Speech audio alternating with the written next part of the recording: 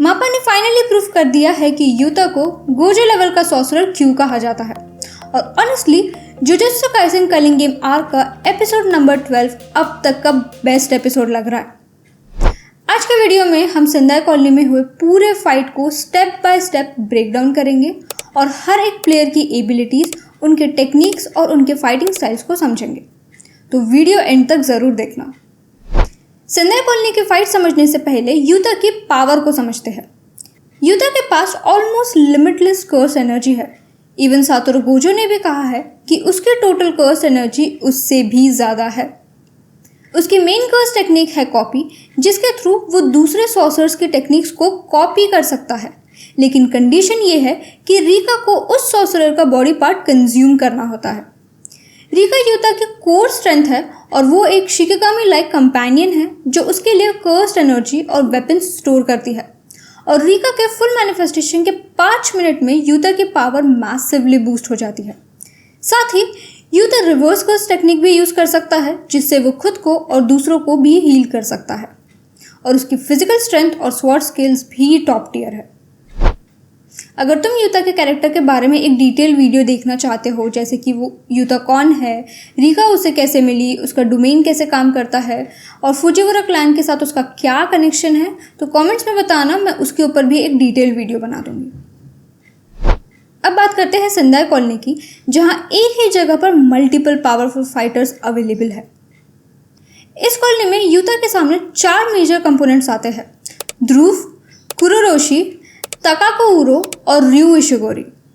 Episode की शुरुआत होती है ध्रुव को एलिमिनेट करने के बाद, जहां फर्स्ट सीन में यूता स्टेडियम के अंदर दिखाई देता है और इस सीन के एंड में यहाँ जो ये कैरेक्टर नजर आ रहा है ना, वही ध्रुव है। उसके बाद यूता कुछ सिविलियंस की हेल्प कर रहा होता है, तभी एंट्री होती है कुरोरोशी की। कुरोरोशी एक special grade cockroach cursed spirit है जो ह्यूमन फियर ऑफ कॉकरोचेस से बॉर्न हुआ है। वो एक साथ मल्टीपल कॉकरोचेस रिलीज करता है और साथ ही अपनी फेस्टरिंग लाइफ स्वॉर्ड के थ्रू इन्फेक्शन स्प्रेड करता है। फाइट के दौरान एक क्रिटिकल मोमेंट आता है जब Utah directly festering life sword से हिट होता है और उसके बॉडी में इन्फेक्शन स्प्रेड होने लगता है। तब Utah immediately reverse curse technique use करके खुद को हील कर लेता है और फिर सेम टेक्निक से कुरोरोशी को भी एक्सरसाइज कर देता है by grabbing his head and biting his face, जिससे reverse curse technique large amount में डायरेक्टली कुरोरोशी के बॉडी में इंजेक्ट हो जाता है।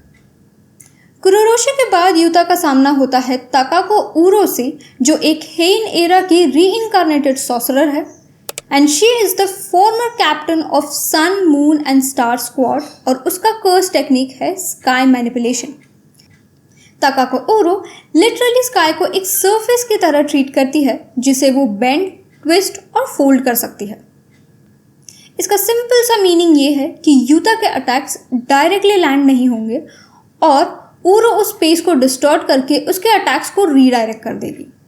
ये एक defensive plus offensive hybrid ability है। फिर एंट्री होती है रयू इशिगोरी की, जो एक रीइनकार्नेटेड सॉर्सरर है और जिसका कर्स्ड एनर्जी आउटपुट हिस्ट्री में सबसे हाईएस्ट माना जाता है।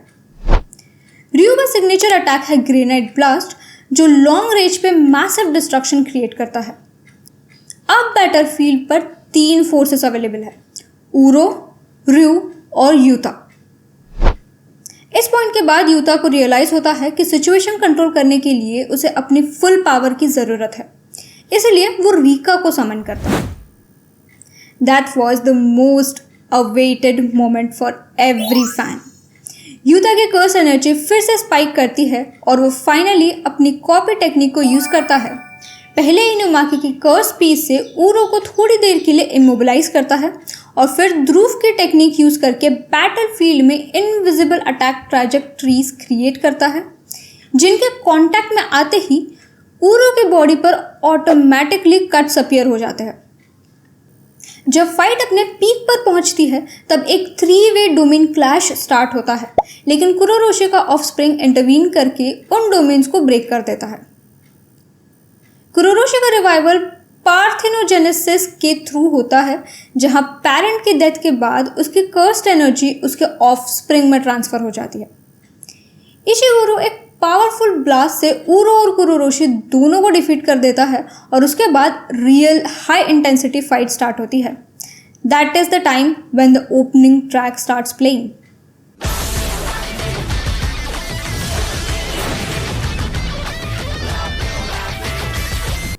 Stunning visual cinematic slow motion, मापा ने यहाँ पे एनिमेशन को नेक्स्ट लेवल तक एलिवेट कर दिया है।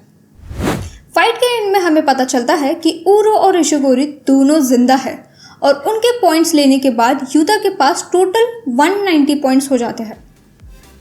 Now episode 12 was really insane and the ring moment was my favorite part. तुम्हारा क्या था? Tell me in the comments and subscribe for more such videos.